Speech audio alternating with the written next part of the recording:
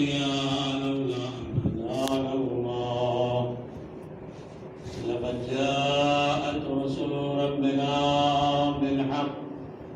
الصلاة والسلام على سيد الأنبياء والمرسلين سيد الأولين والآخرين النبي الأمي المكي المدني القرشي الهاشمي سيدنا ونبينا وشفيع ذنوبنا وحبيب قلوبنا وطبيب نفوسنا مولانا مولى الثقلين جد الحسن والحسين أبي القاسم محمد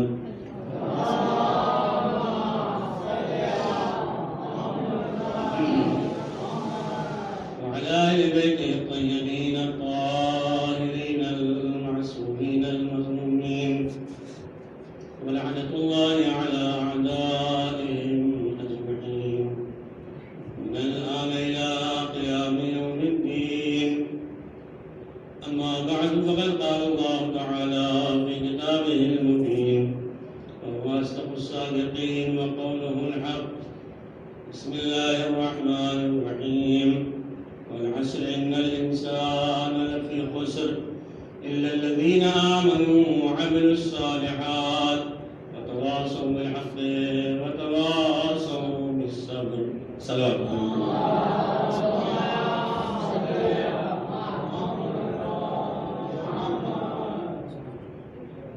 اللہ تعالیٰ نے مظلوم کربلا ماتم درانے سے شہداء اللہ کا لاکھ لاکھ شکر ہے اور احسان ہے پروردگار کا کہ اس وبا کے دور میں بھی ہم فرش عزا پر اکٹھا ہوئے اور اللہ سے مظلوم کربلا کے صدقے میں دعا یہی ہے کہ ان فرش عزا اسی طرح آباد رہے اور ہم سب ذکر سید الشہداء کر سکے اور سن سکے. ظاہر ہے کہ مختصر لوگوں ہی میں سے ہی مگر ذکر ہو رہا ہے اور حقیقت تو یہ ہے کہ ذکر امام حسین کسی مجمع کا محتاج نہیں ہے, کسی بھیڑ کا محتاج نہیں ہے اور نہ ہی کثیر تعداد کا محتاج ہے کہ بڑا مجمع ہو تو ہی ذکر ہوگا, بلکہ روایتوں میں تو یہ بھی ملتا ہے کہ جب بھی فرش عزا بچتا ہے تو اس پہ ملائکہ آ کر کے بیٹھتے ہیں.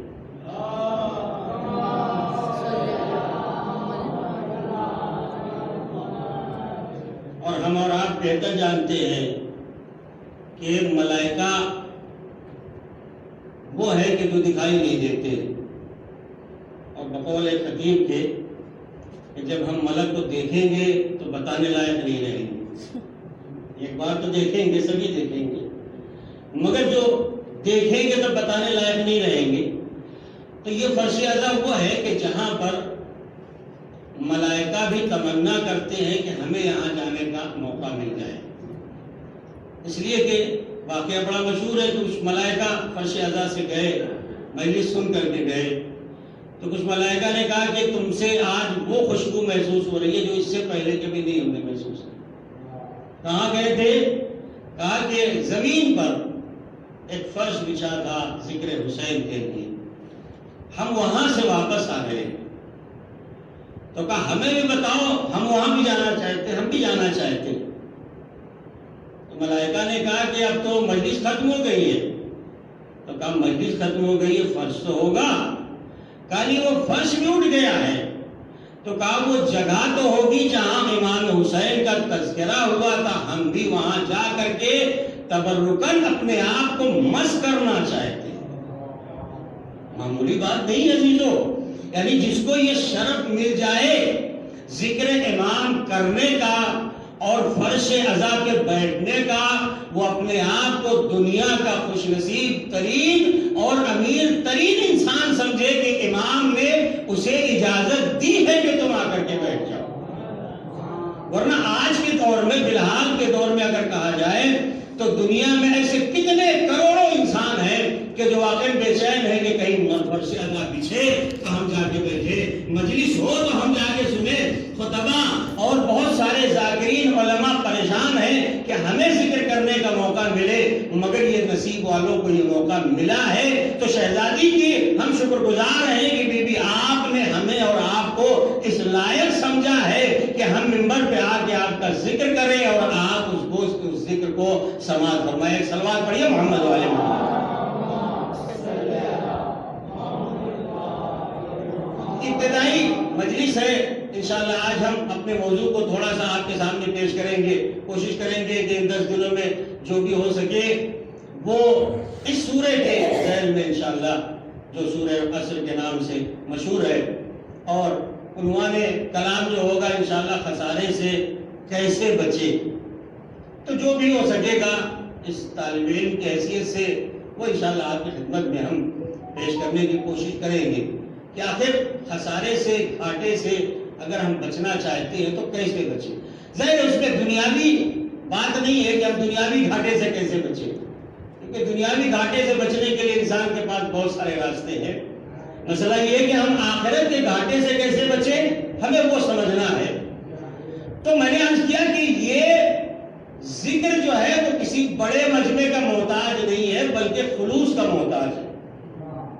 خلوص، اگر خلوص کے ساتھ دو لوگ بھی کہیں بیٹھ کر کے یہ ذکر امام کرے تو وہ بھی جناب فاطمہ زہرا سلام اللہ علیہا کو دور دیتا ہے۔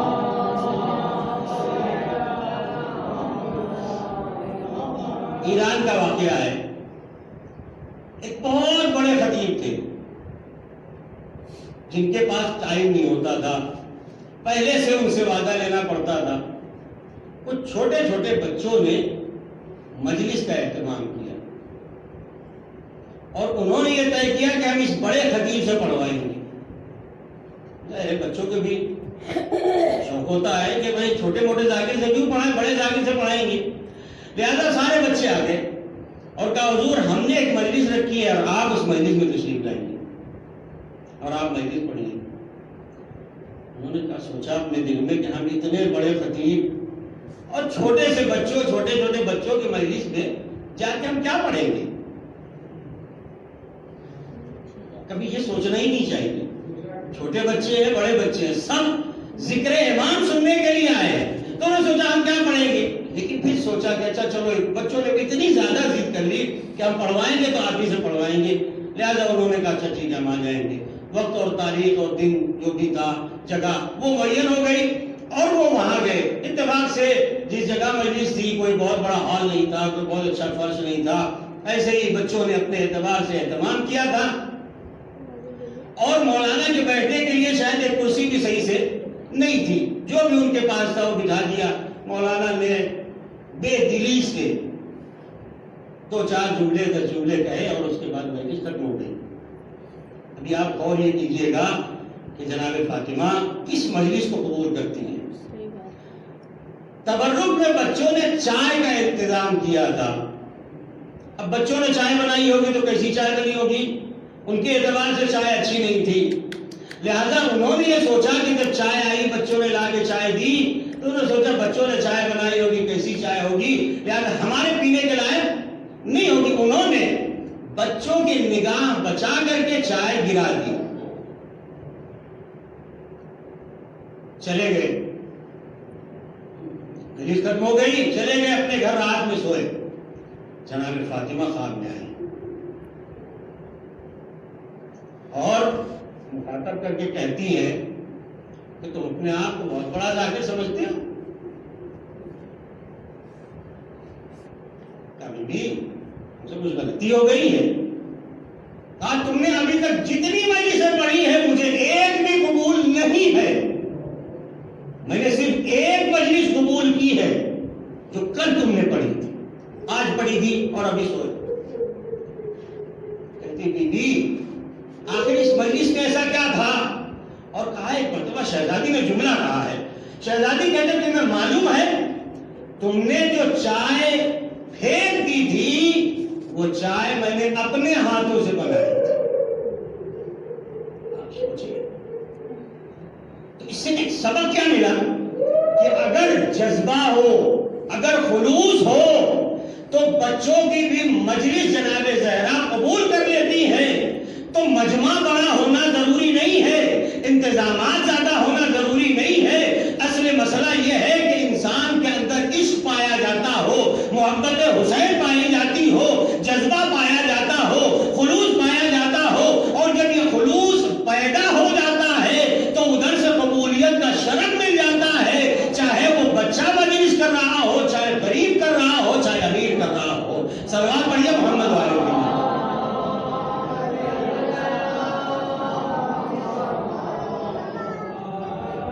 یہ ذکر تو ہم برسوں سے کرتے چلے آ رہے ہیں، 1400 سال ہو گئے اور یہ ہم ذکر امام حسین کرتے چلے آ رہے ہیں. لیکن آپ جانتے ہیں کہ نیا سال، اسلامی نیا سال جو ہے بہرحال محرم سے شروع ہوتا ہے.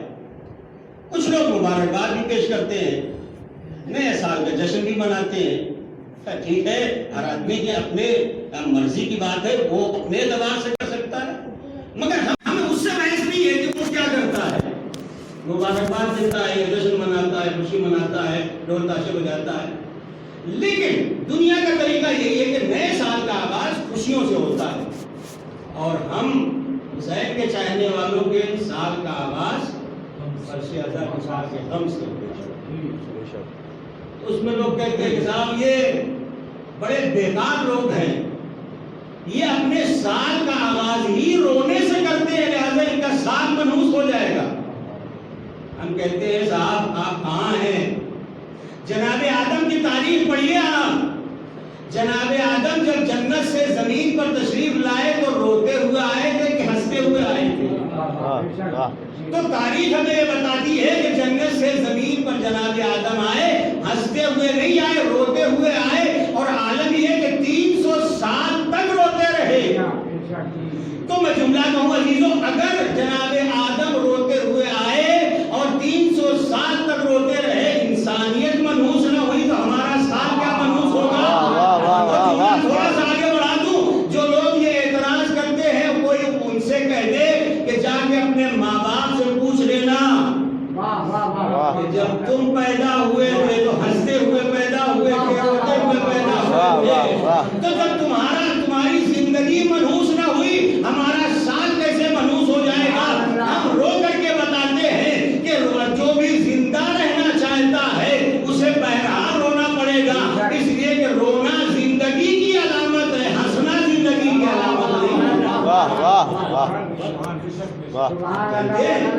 بچہ پیدا ہوتا ہے، اگر روتا نہیں ہے تو اسے مارا جاتا ہے کہ روئے، اور تبھی ماں باپ خوش ہوتے ہیں. اگر کوئی کہتے کہ صاحب بچہ رویا نہیں ہے، اور کمال کی بات یہ ہے کہ رونے والوں کے گھر میں پیدا ہو تو بھی رلایا جاتا ہے، اور جو اعتراض کرنے والے ہیں ان کے گھر میں پیدا ہو تو بھی رلایا جاتا ہے. گویا یہ انسان روتے ہوئے پیدا ہو کر کے بتاتا ہے کہ رونا جو ہے وہ زندگی کی نشانی ہے، زندگی کی علامت ہے. جب تک انسان روتا نہیں ہے، جب تک اسے زندہ نہیں مانا جاتا ہے. اور عزیزوں، میں تھوڑا سا اور آگے بڑھنا چاہتا ہوں کہ ظاہر ہے کہ اب بچہ جب پیدا ہوتا ہے تو اس کے داہنے کان میں اذان اور بائیں کان میں اقامت دی جاتی ہے. اچھا آپ بتائیے اذان اور اقامت کب دی جاتی ہے؟ جب نماز ہونی ہوتی ہے. ابھی تھوڑی دیر پہلے آپ نے دیکھا کہ اذان اور اقامت بھی اس کے فوراً بعد نماز شروع ہو گئی. مگر یہ ایسی اذان اور اقامت ہے جس کے بعد نماز نہیں ہے. میں جملہ کہنا چاہتا ہوں اگر آپ متوجہ ہو جائیں. یہ ایسی اذان اور اقامت جس کے بعد نماز نہیں ہے. پوری زندگی انسان کی گزر گئی، اب جب مر گیا اب اس کے بعد ایک نماز ہوتی ہے جس میں اذان اور اقامت نہیں ہے. میت میں اذان اور اقامت نہیں ہے. پیدا ہوا تو اذان اور اقامت، مرا تو اذان اور اقامت نہیں مگر نماز ہے. یا اللہ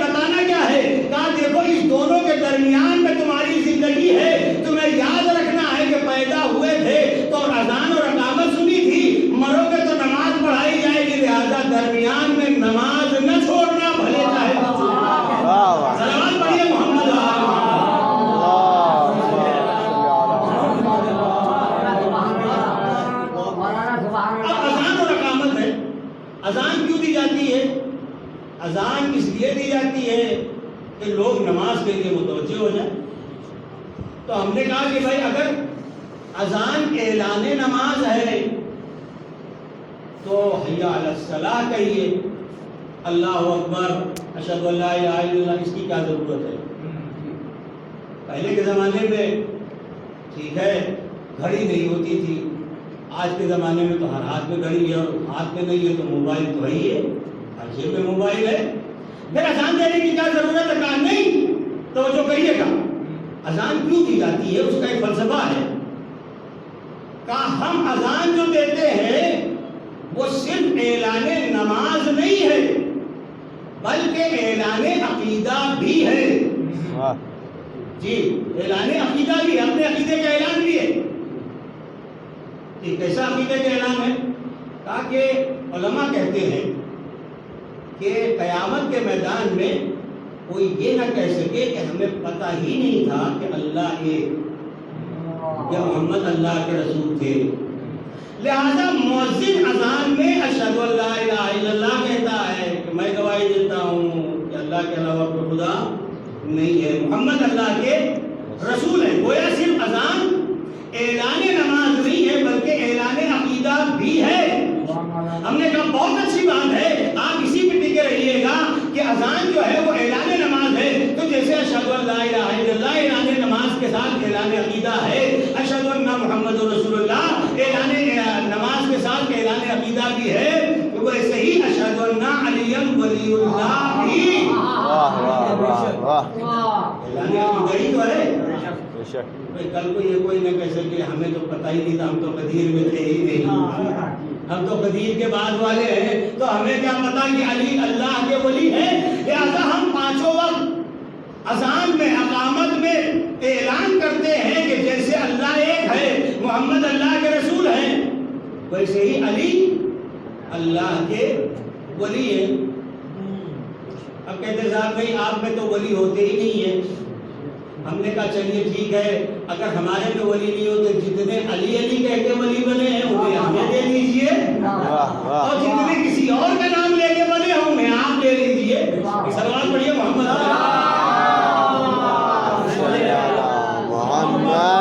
دنیا میں جتنے ولی ملیں گے وہ سب علی علی کہہ کر کے ولی بنے ہیں، کوئی اور کسی کا نام لے کر کے نہیں بنا ہے. تو اذان جو ہے وہ اعلان اذان کے ساتھ ساتھ اعلان عقیدہ بھی ہے. اب آپ بتائیے جب مؤذن کوئی اذان دیتا ہے اللہ اکبر یا اشہد ان لا الہ الا اللہ، تو کیا اس کا مقصد یہ ہوتا ہے کہ جو اللہ کو نہیں مانتے انہیں ہم چڑھائیں؟ یہ نہیں کہہ سکتا کہ صاحب اس کی نیت کیا ہے. کوئی مؤذن کی نیت پہ شک نہیں کرتا ہے. جب مؤذن نے کہا اشہد ان محمد رسول اللہ، تو کیا کوئی یہ کہہ سکتا ہے کہ صاحب یہ چڑھا رہے ہیں جو محمد کو رسول نہیں مانتے؟ وہاں کسی کو مؤذن کی نیت پہ شک نہیں ہوتا ہے. اور جیسے ہی کسی مؤذن نے کہا اشہد ان علی ولی اللہ، تو کہتے ہیں صاحب آپ ہمیں چڑھا رہے ہیں. ابھی بہت جلدی کی بات ہے، ایک ویڈیو کلپ آئی اور اس میں جو ہے وہ یہ کہا گیا کہ صاحب یہ خلیفتہ بلا فصل جو کہتے ہیں وہ گالی دینا ہے. لا حول ولا قوت، یعنی خلیفتہ بلا فصل کا اعلان کریں تو نعوذ باللہ ہم کسی اور کو گالی دے رہے ہیں؟ نہیں، گالی نہیں دے رہے ہیں. اب آپ کو برا لگ رہا ہے تو ہم کیا کریں؟ بھائی قدیر والا خار اگر آپ کے کلیجے میں ابھی تک چھپا ہوا ہے تو ہم اس کو تو نکال نہیں سکتے ہیں، لیکن اتنا اعلان تو ہم ضرور کریں گے کہ نبی نے سوالات کے مجمع میں جو صحابہ کرام کے مجمع میں اعلان کیا تھا اپنے ہاتھوں پہ بلند کر کے، ہم اس کا عقیدے کا اعلان آج بھی کر رہے ہیں تاکہ کل کو کوئی یہ نہ کہہ سکے ہمیں تو پتہ ہی نہیں تھا کہ علی اللہ کے ولی ہے، علی مولا ہے. لہذا ہم دنیا والوں کو بتا رہے ہیں علی اللہ کے ولی ہے، علی مولا ہے. کل کو تم شکایت کرو تو شکایت کرنے کا موقع نہیں رہے گا. اور آپ دیکھیے کہ ہم نے جو بھی مانا ہے وہ نبی کے کہنے سے مانا ہے. اللہ کو بھی مانا تو کس کے کہنے سے مانا؟ ہمیں اور آپ کو کیا پتا تھا کہ اللہ ایک ہے؟ نبی نے کہا اللہ ایک ہے. نبی نے کہا کہ یہ قرآن کی آیت ہے، ہم نے مانا. نبی نے کہا جبرائیل ہمارے اوپر آتے ہیں، ہم نے مانا. ہمیں اور آپ کو کیا پتا ہے جبرائیل کون ہے؟ اچھا ایک بات اور بھی ہے، یہ نبی کی صداقت تھی، یہ نبی کا کردار تھا کہ جو آیت تھی اس کو آیت کہا، جو حدیث تھی اس کو حدیث کہا۔ اگر نبی حدیث کو آیت بنا کے کہہ دیتے تو کون فیصلہ کرتا کہ حدیث نہیں ہے، یہ آیت نہیں ہے یہ حدیث ہے، یہ حدیث نہیں یہ آیت ہے؟ لیکن نبی نے آیت کو آیت بتایا، حدیث کو حدیث بتایا۔ نبی نے کہا جنت ہے، سارے مسلمانوں نے مانا۔ نبی نے کہا جہنم ہے، سارے مسلمانوں نے مانا۔ نبی نے کہا کوثر ہے، ہم نے مانا، سارے مسلمانوں نے مانا۔ نبی نے کہا حور ہے، غلمان ہے، سب نے مان لیا۔ نبی نے کہا ہم سے پہلے 1,24,000 ایک کم 24,000 انبیاء آئے، سب نے مانا۔ کسی کو اعتراض ہے؟ کئی اعتراض نہیں ہوا۔ نبی نے کہا آدم صفی اللہ ہے، ہم نے مانا۔ نبی نے کہا نوح نجی اللہ ہے، ہم نے مانا، ہم نے یعنی سارے مسلمانوں نے مانا۔ نبی نے کہا ابراہیم خلیل اللہ ہے، سب نے مانا۔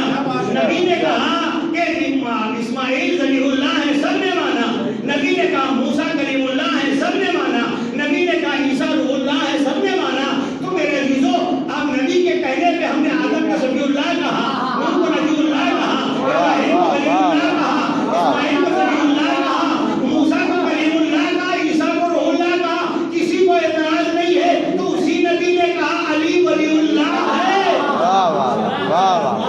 اعتراض نہیں ہے، یہاں بھی اعتراض ہے۔ ایک سوال پڑھیے محمد صلی علی محمد وآل محمد۔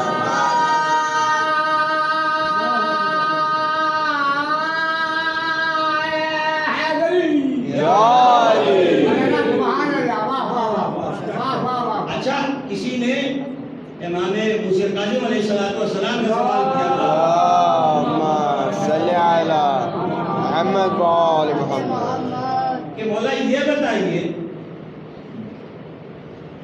کہ پیغمبر نے فرمایا ہم کل کے کل محمد ہیں، تو نبی نے یہ کیوں نہیں کہا کہ ہم کل کے کل علی ہیں؟ یہ تو کہہ سکتے تھے کہ اولنا علی، اوسطنا علی، وآخرنا علی، کلنا علی، ہمارا پہلا بھی علی ہے، ہمارا درمیانی بھی علی ہے، ہمارا آخری بھی علی ہے، ہم سب کے سب علی ہیں۔ امام نے بڑا نپا تلا جواب دیا، امام نے فرمایا لوگوں کا قدیر کا ایک علی تو برداشت ہی نہ ہوگا، اگر 14 علی ہو جاتے تو سوچو کیا ہوگا، ایک علی نہیں برداشت ہوا۔ لہذا نبی نے کہا نہیں، اولنا محمد اوسطنا محمد وآخرنا محمد وکلنا محمد۔ تو میرے عزیزو اذان جو ہے وہ اعلان نماز کے ساتھ ساتھ اعلان عقیدہ بھی ہے۔ اچھا کچھ لوگ کہتے ہیں قانون کے اعتبار سے بتائیے کون سا قانون میں لکھا ہوا؟ ہم کہتے ہیں 15 اگست کو، 26 جنوری کو کس قانون میں لکھا ہوا تو خوشی منانا چاہیے۔ قانون کے اعتبار سے شاید قانون کی کتاب میں نہیں ہے، لیکن اگر کوئی مثال کے طور پہ سرکاری ملازم ہے، وہ 8 دن سے چھٹی لیے ہوئے ہیں، مگر 15 اگست آیا تو وہاں دوڑ کے پہنچ گئے، 26 جنوری آئی تو وہاں پہنچ گئے۔ صاحب آپ کیوں نہیں گئے؟ 8 دن نہیں گئے تو آج کیوں چلے گئے؟ صاحب بات یہ ہے کہ 8 دن نہیں گئے تو اس کی تنخواہ کٹ جائے گی، لیکن آج اگر نہیں گئے تو ملازمت ہی چلی جائے گی، اور غداری کا تمغہ جو ملے گا وہ الگ ملے گا۔ تو خوشی کے لیے کوئی قانون نہیں۔ کسی وزیر کا، کسی منتری کا انتقال ہو گیا تو اب جو آفیسر ہے، جو نوکری کر رہا ہے، سرکاری ملازم، وہ بھاگا ہوا پہنچتا ہے، حاضری دینا ہے۔ صاحب کیوں حاضری دینا ہے آپ کو؟ کہا اس لیے کہ ہمیں اپنی وفاداری کا ثبوت دینا ہے، ہمیں اپنی وفاداری کا ثبوت دینا کہ ہم صاحب وفادار ہیں۔ ہم نے کہا پھر عزاداری کو قانون سے نہ پوچھو کہ عزاداری کس قانون میں لکھا ہوا ہے، نہیں، بزرگوں نے یہ کہا ہے کہ جب کہیں بھی فرش عزا بچھتا ہے وہاں رسول اللہ آتے ہیں، ہم فرش عزا بچھا کر کے اس پہ آ کر کے رسول کو بتاتے یا رسول اللہ ہم حسین کے عزادار ہیں، یزید سے بیزار ہیں۔ ہماری بھی وفاداری کا اعلان ہے کہ یا رسول اللہ ہم حسین کے عزادار ہیں۔ اور عزیزو یہ عزاداری کوئی معمولی چیز کا نام تو نہیں ہے، یہ عزاداری ہی ہم کو خسارے سے بچانے والی ہے۔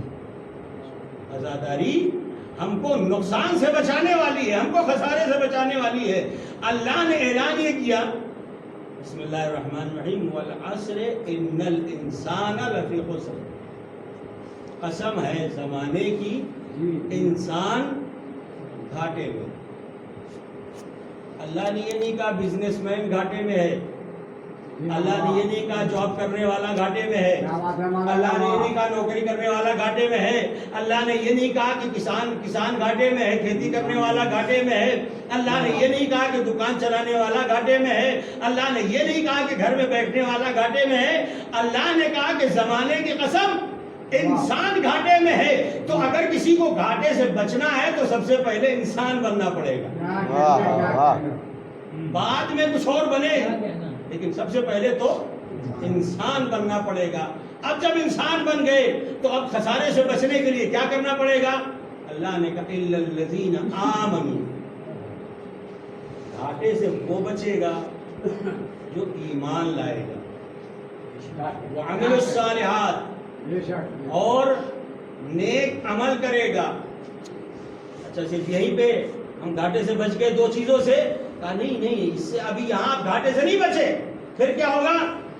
وتواصوا بالحق وتواصوا بالصبر، حق کی وصیت کریے، صبر کی وصیت کریے۔ یعنی صرف دو چیزوں سے انسان خسارے سے نہیں بچے گا کہ خالی ایمان لے آئے عمل صالح کر لے، نہیں، بلکہ اس کے لیے آدمی کو دو چیزیں اور بھی کرنی پڑے گی، حق کی وصیت اور صبر کی وصیت بھی۔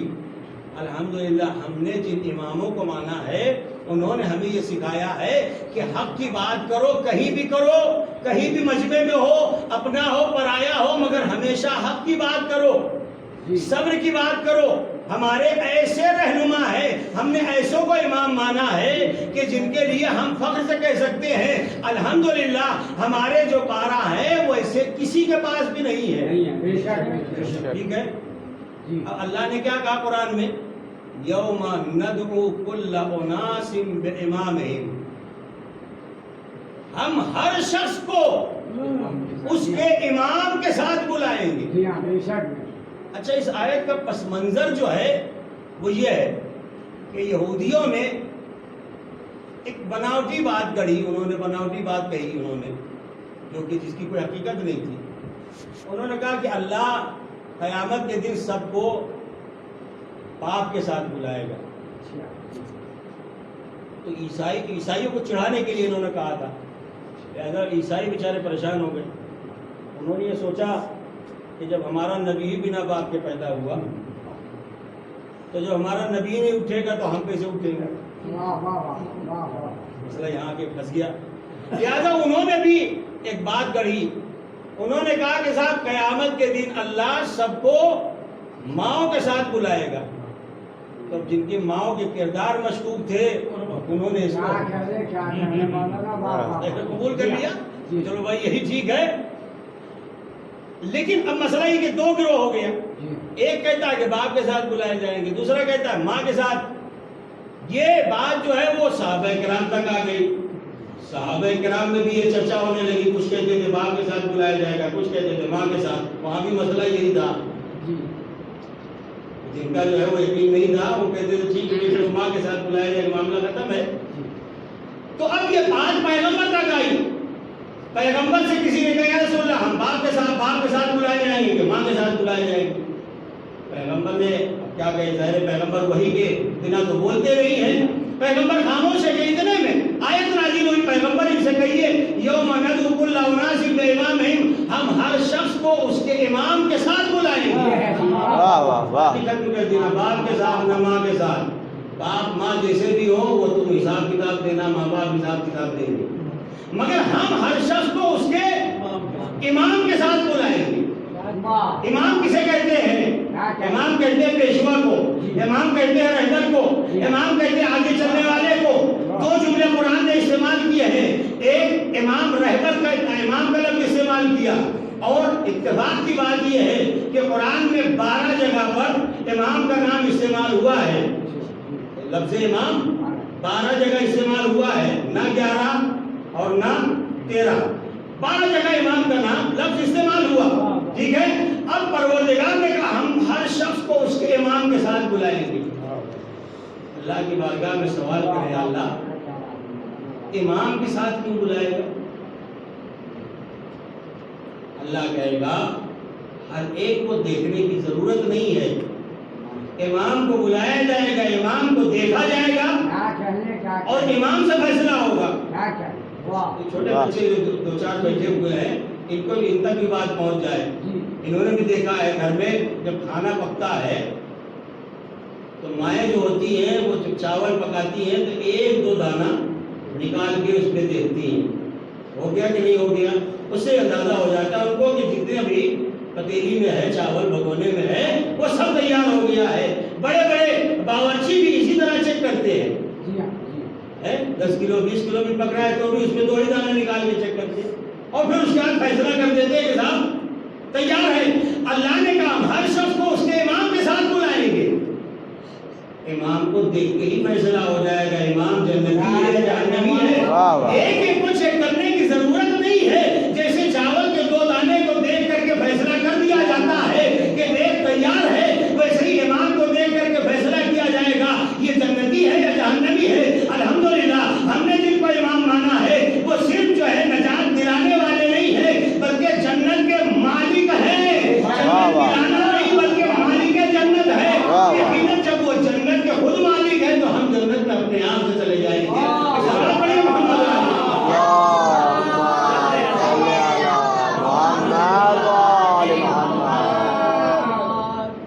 امام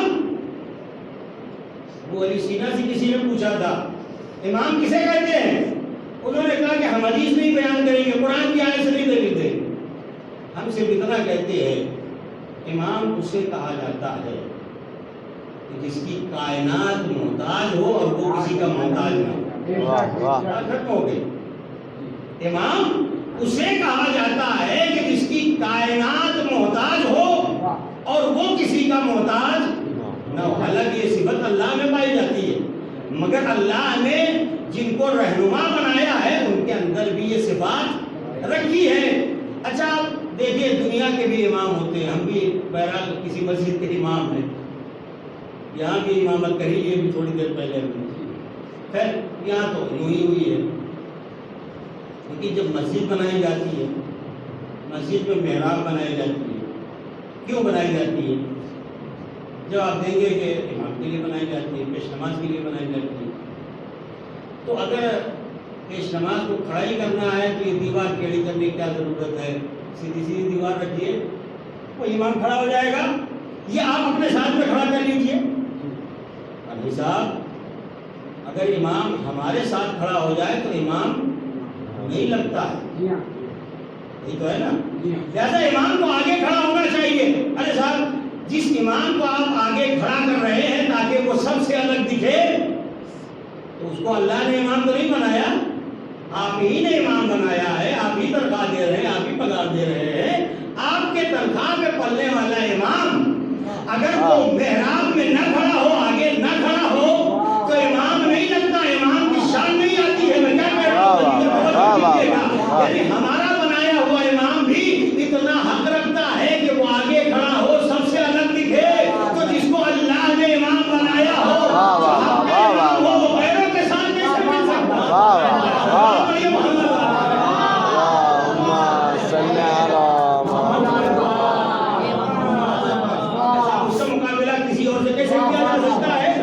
اب آپ اس کو کہتے کہ صاحب ہمارے ہی جیسا ہے, ہمارے جیسا کیسے ہو جائے گا, آپ کے جیسے کیسے ہو سکتا ہے؟ اس لیے کہ وہ حق کا امام ہے اور امام پیشوا کو کہتے ہیں امام آگے ہی رہے گا. اللہ نے قرآن مجید میں ارشاد فرمایا بسم اللہ الرحمن الرحیم والشمس وضحاها والقمر اذا تلاها, قسم ہے سورج کی کہ جب وہ اپنی روشنی دیتا ہے اور چاند کی جب وہ اس کے پیچھے پیچھے آتا ہے. مفسرین نے لکھا کہ یہاں پر سورج سے مراد نبی ہے اور چاند سے مراد امام. جی سورج سے مراد کون ہے؟ نبی ہے اور چاند سے مراد امام ہے. ظاہر ہے کہ نبی کا اپنا علم ہوتا ہے, اللہ کی طرف سے ہوتا ہے, اور امام نبی سے علم حاصل کرتا ہے. خدائے کائنات سے ارشاد فرمایا کہ میں نے نبی نے مجھے ایسے علم بڑھایا ہے جیسے کبوتر اپنے بچے کو دانا بڑھاتا ہے، اس طرح علم میرے اندر پیغمبر نے وصیت کیا ہے۔ اب ظاہر ہے کہ نبی جو ہو گیا وہ سورج اور امام وہ چاند۔ اللہ نے قرآن میں ارشاد فرمایا اِنَّ عدت الشہور عند اللہ اثنا عشر، اِنَّ عدت الشہور عند اللہ اثنا عشر۔ اللہ کے نزدیک چاند جو ہے مہینے کتنے ہیں؟ 12۔ تو چاند جو ہے، چاند ہم فی الحال جو ہے وہ عیسوی کے حساب سے نہیں جاتے، کیونکہ بہرحال اسلامی چاند جو کہا جاتا ہے، اسلامی تاریخ کیلنڈر کے حساب سے ہجری ہی بہرحال مانا جاتا ہے۔ تو چاند کتنے ہوئے؟ 12 ہوئے۔ ہم کہتے ہیں صاحب کہ امام 12، اللہ نے چاند بھی جو ہے 12 رکھے ہیں، تو کہتے ہیں پھر علی کون سا چاند ہے؟ کہ علی پہلی کا چاند ہے۔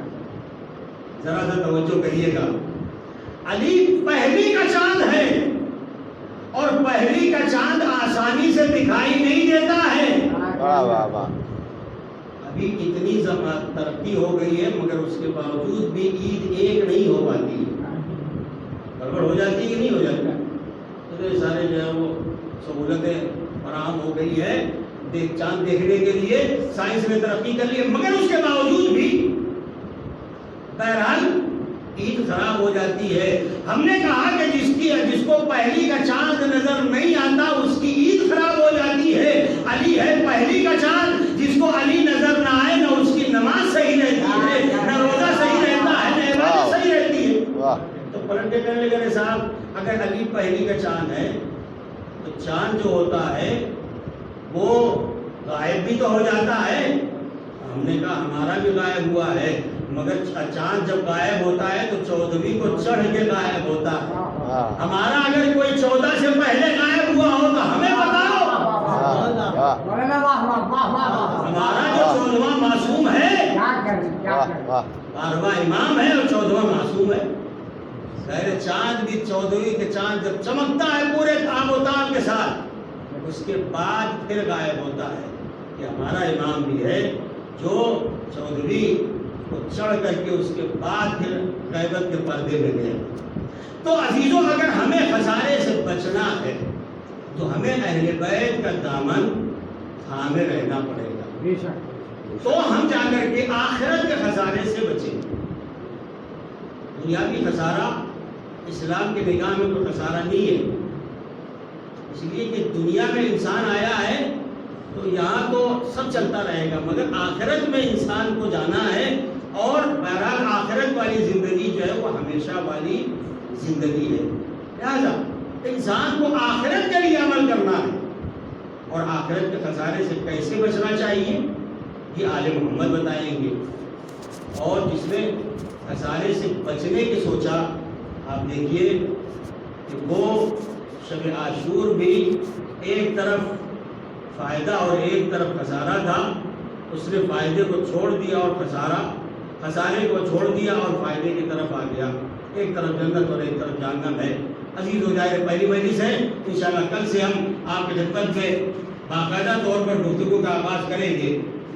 پہلی مجلس اور ظاہر ہے کہ اس میں عموماً روانگی کربلا کا ذکر ہوتا ہے، مدینے سے امام حسین کا قافلہ کس طریقے سے روانہ ہوا ہے۔ 14 رجب کو حاکم شام اس دنیا سے گیا، اور اس کے فوراً بعد یزید تخت حکومت پہ آ گیا، اور اس نے آتے ہی ساتھ بیعتوں کا سلسلہ شروع کیا۔ اس نے مدینے کے گورنر ولید کو خط لکھا کہ امام حسین سے بیعت لے لی جائے۔ امام حسین کا دستور یہ تھا کہ امام حسین مغرب کی نماز ادا کرنے کے بعد روضہ رسول پر بیٹھ کر کچھ دیر قرآن پڑھا کرتے تھے، نبی کے قبر مبارک پر۔ قاصد امام کے پاس وہیں جا کر کے ملا اور امام سے کہا کہ آپ کو ولید نے بلایا ہے. کہا کس لیے بلایا ہے؟ کہا یزید کی بیعت کے لیے. امام نے فرمایا کہ میں کل دن کے اجالے میں آؤں. امام کافی دیر تک کے نانا کے قبر سے لپٹ کر کے روتے رہے. نانا مدینہ چھوڑنے کا وقت آ گیا. نانا کے حسین آپ کی مجاہدری نہ کر پائے.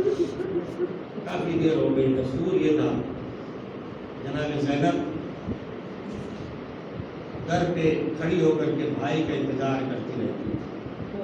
آج جب کافی تاخیر ہو گئی جناب زینب نے جب بھائی کو آتے ہوئے دیکھا ایک مرتبہ گلے میں ماہر ڈالی کہ یا حسین آج تاخیر سے آنے کا سبب کیا ہے؟ حسین نے کہا بہن زینب ولید کا قاصد آیا تھا, یزید کی بیعت کا مطالبہ کیا ہے. کہا بھیا نے تم نے کیا جواب دیا؟ کہا بہن زینب مجھے کیا جواب دینا چاہیے؟ کہا بھیا حسین بیعت نہ کرنا, جس ماں کا دودھ تم نے پیا ہے اسی ماں کا دودھ میں نے بھی پیا ہے. بھیا حسین بیعت نہ کرنا. کہا بہن زینب معلوم ہے کیا ہوگا؟ کہا ہاں بھیا مجھے معلوم ہے. کہا میں بہن کیا کرنا ہوگا؟ کہا بھیا مجھے میرے سر سے اگر چادر چھینے گی تو میں تیار ہوں. کہا بھیا میں سب کچھ سہنے کے لیے تیار ہوں مگر بیعت نہ کرنا. ارباب اعضاء دوسرا دن آیا, امام جانا چاہ رہے ہیں دربار میں. ایک مرتبہ جناب زینب آگے آ گئی. بھیا میں ایسے دربار میں جانے نہ دوں گی. میں نے اپنی ماں کو دربار میں جاتے ہوئے دیکھا ہے. جب میری ماں دربار میں گئی تھی اور واپس پلٹ کے آئی تھی تو سیاہ بال سفید ہو گئے تھے. 4 گھنٹے جناب فاطمہ دربار خلافت میں جا کے کھڑی رہی. مسلمانوں نے یہ بھی نے کہا بنت رسول آپ بیٹھ جائیے. جزاکم خیر الجزاء. ارباب اعضاء جناب زینب اور امام حسین میں گفتگو ہو رہی ہے کہ ادھر سے جناب لبابہ جناب عباس کی زوجہ کا گزر ہوا. انہوں نے جناب عباس سے آ کر کے کہا عباس شہزادی زینب ضمانت مانگ رہی ہے, جاؤ ضمانت. ایک مرتبہ عباس آئے. بی بی میں ضمانت دیتا ہوں, جب تک میں زندہ ہوں میرے آقا پہ کوئی آنچ نہیں آ سکتی ہے, کوئی نگاہ اٹھا کے بھی نہیں دیکھ سکتا. عباس تم نے ضمانت لی تو میں نے حسین کو اجازت دی. امام 18 بنی ہاشم کو لے کر کے آئے دربار میں اور دارالامارہ کے دروازے پہ کھڑے ہو کے کہتے عباس میں اندر جا رہا ہوں, جب میری آواز بلند ہو جائے تو تم اندر آ جانا. امام آئے. ولید نے بیعت کا مطالبہ کیا. یزید نے آپ سے بیعت چاہی ہے. امام نے فرمایا میں اور یزید سے بیعت, یزید کی بیعت یہ ممکن نہیں ہے. اور ایک مرتبہ امام اٹھ کے چلنا چاہتے ہیں کہ ایک مرتبہ مروان کہتا ہے اگر آج حسین چلے گئے پھر بیعت ملنے والی نہیں ہے, لہذا حسین کا سر قلم کر لو. ارے سر کا نام آنا تھا. امام کی آواز بلند ہوئی. ایک مرتبہ دروازے کو دھکا لگا. سب سے آگے آگے جناب ابوالفضل عباس تھے, تلوار کو نیام سے نکالے ہوئے تھے. کس نے میرے آقا کے سر کا نام لیا ہے؟ ارباب اعضاء عباس کے جلال کو دیکھ کر کے ایک مرتبہ حسین نے علی اکبر کو بلایا. میں نے تاریخ میں نہیں پڑھا ہے لیکن میں نے ایک ذاکر سے سنا. ایک مرتبہ جناب علی اکبر کو قریب بلایا, کان میں کچھ کہا. جناب علی اکبر چلنا چاہتے ہیں کہ ایک مرتبہ عباس نے علی اکبر کا شانہ پکڑا. بیٹا اکبر یہ بتاؤ میرے آقا نے کیا کہا ہے؟ کہا کہ ایک میرے بابا کہتے جاؤ سکینہ کو لے آؤ, میرے شیر کو جلال آ گیا ہے. کتنا سنا تھا. ایک مرتبہ عباس نے تلوار کو پھینکا, قدموں پہ ہاتھ رکھا. کہا یہ دربار, کہا میری معصومہ سکینہ. جزاکم ربکم خیر الجزاء. اتنا سننا تھا. امام حسین نے کہا عباس ابھی تو یہ مدینے کا دربار ہے اور سکینہ کو کبھی کوفے کے دربار میں کبھی شام کے دربار میں جانا ہوگا. ارباب اعضاء قافلہ واپس پلٹا. راستے میں جناب عباس روتے ہوئے چلے آ رہے ہیں. ایک مرتبہ امام نے دیکھا. امام نے پوچھا عباس رو کیوں رہے ہو؟ اے بھیا عباس تمہارے رونے کی وجہ کیا ہے؟ کہا کہ آقا میں نے بی بی سے وعدہ کیا تھا, اے بی بی میرے ہوتے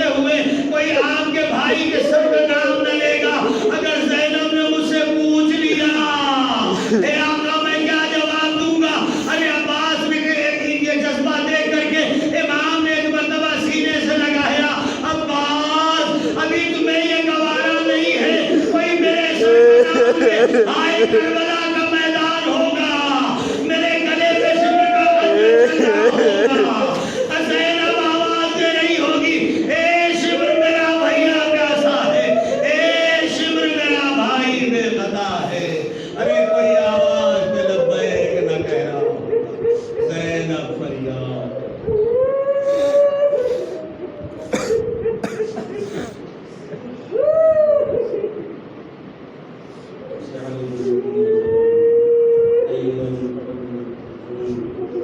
یا